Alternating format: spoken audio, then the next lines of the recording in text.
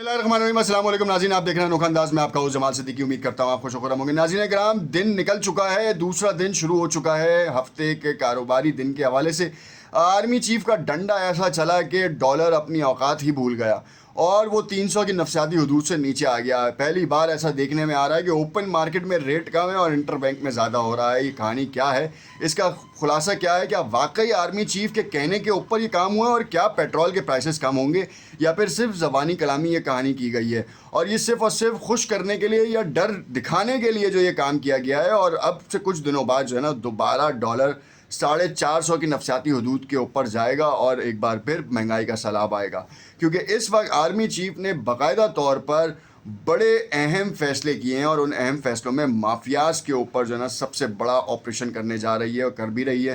368 के करीब अफराद को गिरफ़्तार किया गया है जो कि हवाला, हुंडी और दूसरे इस तरह के जराइम में मुलविस थे। और उसके बाद जो है पेशावर की एक मार्केट को सीज़ किया गया। इसी तरीके से कराची में रेड्स हैं, आज़ाद कश्मीर वफाकी दारुल हुकूमत में रेड्स की गई हैं और बाकायदा तौर पर कल्प्रिट्स को पकड़ा गया है। मगर सबसे बड़ा सवाल ये पैदा होता है कि जब रेट इतना कम हो रहा है तो क्या पाकिस्तान की आवाम की माशी ज़रूरियात में कमी आ सकेगी या नहीं? ये कैसे मुमकिन है? वो सिर्फ इस तरीके से मुमकिन है कि जो प्राइसेस बढ़ी थी वो क्या वापस कम हो रही हैं, क्योंकि पेट्रोल भी 306 रुपये पे, डॉलर कम है, पेट्रोल ज़्यादा है। तो अब आइंदा के 4 दिन बाद क्या फ़ैसला होता है? क्या वाकई पाकिस्तान में पेट्रोल की कीमतें कम की जाएंगी या फिर पेट्रोल की कीमतें नहीं कम की जाएंगी? क्योंकि आलमी मंडी में इस वक्त $87 फ़ी बैरल के ऊपर पेट्रोल ऑयल ट्रेड हो रहा है। जब ये रेट्स बढ़े थे तो उस वक्त आलमी मंडी में $78 फ़ी बैरल जो है ना पेट्रोल तेल जो है ना वो ट्रेड हो रहा था। तो अब $10 का डिफरेंस आ चुका है। तो ये किस तरीके से पेट्रोल को कम किया जाएगा? अगर पेट्रोल के तेल की कीमतों में कमी नहीं आती तो फिर इसका मतलब है कि कमोडिटीज़ की प्राइसेस में भी कमी नहीं आएगी। और कमोडिटीज़ की प्राइसेस के लिए विजिलेंस कमेटी कहाँ है जो कि ये देखे, चेक एंड बैलेंस कमेटी कहाँ है जो प्राइसेस को कंट्रोल करे? कंट्रोल करना बड़ा मकसूद है, क्योंकि अवाम इस वक्त ये शशोपंज में है कि जो आर्मी चीफ ने तो एक तरफ काम कर दिया, अब जो दूसरे इदारे, दूसरे महकमे, उनके सरबराहान क्या काम कर रहे हैं? डीसीज, एसीज जो हैं अपने अपने इलाकों में जो लिस्ट हैं वो उनके हवाले से कोई काम करते भी हैं या सिर्फ और सिर्फ ज़बानी कलामी बातचीत करते हैं? तो एक बड़ा अहम सवाल है और इस अहम सवाल का जवाब जो है ना वो बहुत जल्द मिल सकता है हमें। मगर इसके लिए कौन काम करेगा? इदारों के सरबराहान को चाहिए कि अपने अपने मातहतों को इस बात की परमिशन दें कि वो जाएं और इलाके में चेक एंड बैलेंस के ऊपर काम करें, और जो लोग मुनाफाखोरी में मुलव्विस हैं कम से कम उनको तो डेंट करें, और एक ऐसा डेंट करें कि आइंदा किसी की जुर्रत ना हो कि माफिया बन जाए। नाजरीन, इस वक्त बड़ी तनकीदें होती रही हैं फ़ौज के ऊपर, मगर ये कहना ज़रूरी होगा कि इस बार जो है ना वो आर्मी चीफ ने जो डंडा उठाया है वो काम भी कर गया है। सियासी तौर पर बड़े मामलात ख़राब हैं, सियासी तौर पर बड़े मामलात लोगों के लिए बड़े मुश्किलात का शिकार भी हो रहे हैं, चाहे वो इमरान खान हो, नवाज़ शरीफ हों, आसिफ अली जरदारी हों या फिर MQM हो या फिर जितनी भी जमातें हों।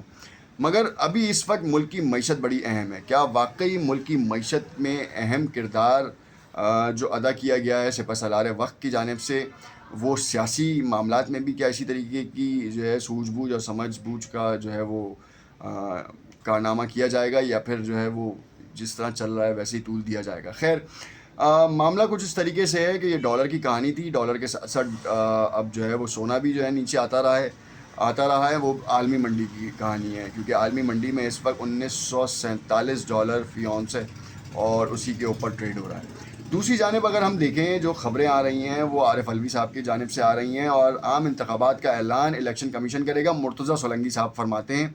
और मुर्तज़ा सोलंकी साहब ने ऐसा बयान दे दिया है कि सदर पाकिस्तान अगर तारीख़ दे सकते हैं तो फिर ये मुर्तज़ा सोलंकी साहब ने इलेक्शन कमीशन का क्या कहा? इलेक्शन कमीशन तो दे ही नहीं रहा, और इलेक्शन कमीशन अपनी हाँक रहा है, क्यों उसको कोई पाबंद करने वाला क्यों नहीं आया? आवाम को इतना शशोपंज में क्यों मुब्तला किया गया? ये बड़ा एक अहम सवाल था। लोग पूछ रहे थे कि आखिरकार ये सवाल मीडिया पे क्यों नहीं आएगा? तो मीडिया पे इसलिए नहीं आ रहा ये सवाल, जो 9 अरब रुपए तकसीम किए गए थे, अब उसका जो है वो फल देने का, वो जो नमक दिया गया था, अब उसका हक़ अदा करने का टाइम आ रहा है। इस वजह से ये सवालात नहीं हो रहे, बल्कि सवालात को तूल दिया जा रहा है। माशी हालात के ऊपर कहा जा रहा है, कभी कहा जा रहा है हमारा पड़ोसी मुल्क अफ़गानिस्तान देखें आप, उधर डॉलर क्या हुआ।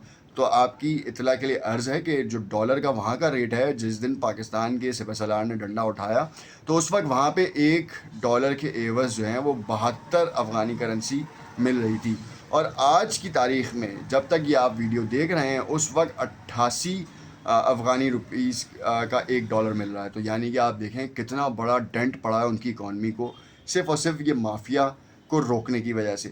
تو ایک بات تو طے ہے کہ یہ مافیا تھا. جب آرمی چیف کو پتہ ہے، ایجنسیز کو پتہ ہے، تو پچھلی حکومتیں کیا کر رہی تھیں، اور پچھلے 16 ماہ میں جس طریقے سے پاکستان کی معیشت کا قتل عام ہوا، اس کا ذمہ دار کون ہے؟ ان منصبوں پہ فائز ان افراد سے جو سیلری انہوں نے وڈرا کی ہے، ان سے سود سمیت واپس لینی چاہیے. میرا تو خیال یہ ہے کہ انہوں نے اپنے عہدے سے اور اپنے منصب سے جو ہے نا وہ حق ادا نہیں کیا اس کا، تو ان کو سزا بھی دینی چاہیے، کیونکہ عوامی امنگوں کے اوپر وہ آنے والے خود کو کہلانے والے نے جو ہے نا وہ عوامی امنگوں کی دھجیاں اڑا دی ہیں. اب ان دھجیوں کو کس طریقے سے سزا میں بدلا جائے گا یہ دیکھنا پڑے گا، اور یہ متعلقہ ادارے ہی کر سکتے ہیں، ہم اور آپ کا کام نہیں ہے.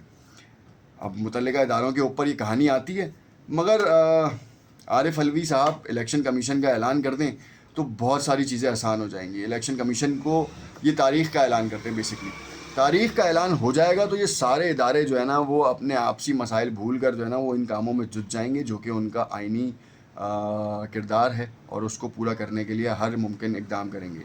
اس وقت صرف اور صرف 5 دن رہ گئے ہیں چیف جسٹس آف پاکستان کے گھر جانے میں، اور اس سے پہلے انہوں نے جسٹس قاضی فائز عیسیٰ کی بڑی تعریف کی ہے، اور اس تعریف کا خیر مقدم بھی کیا گیا قاضی فائز عیسیٰ کی جانب سے. اور اب جو ہے وہ جتنے فیصلے تھے ان کے اوپر کچھ ارکان یہ کہتے نظر آئے، سیاستدان بیسکلی، کہ ان کا احتساب ہونا چاہیے، اور ان کا احتساب ہونا چاہیے کہ انہوں نے کیسے کیسے فیصلے دیے ہیں.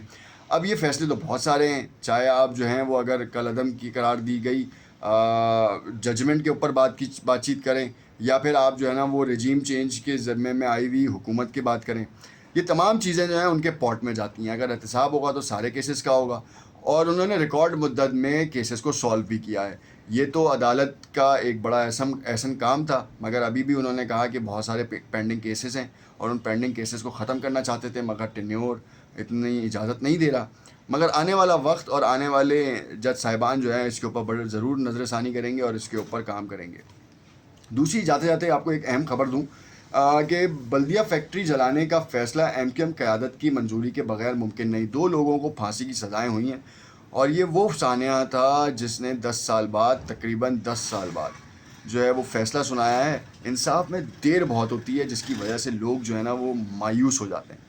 اس مایوسی کا عنصر اس وقت تو 350 لوگ زندہ جل گئے صرف ایک حماقت کی وجہ سے، اور پکڑے صرف 2 لوگ گئے، ان کو سزائے موت ہوئی. باقی کرداروں کو کیوں نہیں ہوئی؟ یہ عدالت کا جو فیصلہ آیا ہے اس کے اوپر شاید اپیل بھی ہو اور نئے کلپریٹس بھی سامنے آئے. اور اگر اس فیصلے میں کوئی چیز قباحت ہے تو پھر ہمیں دیکھنا پڑے گا کہ 10 سالوں میں بھی فیصلہ نہیں ہوا، اور اس 10 سالوں میں جتنے ججز نے یہ کیس سنا ہے تو ان سب کا احتساب بھی ضروری ہے. امید کرتا ہوں عوامی امنگوں کے اوپر جو کیے گئے سوالات تھے ان کے جوابات متعلقہ ادارے ضرور دیں گے، اور انصاف کے نظام میں جو دیری ہو رہی ہے اس کا ذمہ دار جو بھی شخص ہے اس کو بھی کیفر کردار تک پہنچانا بہت ضروری ہے، تاکہ عوام کا جو اعتماد ہے وہ بحال رہے عدالتوں پہ. شکریہ.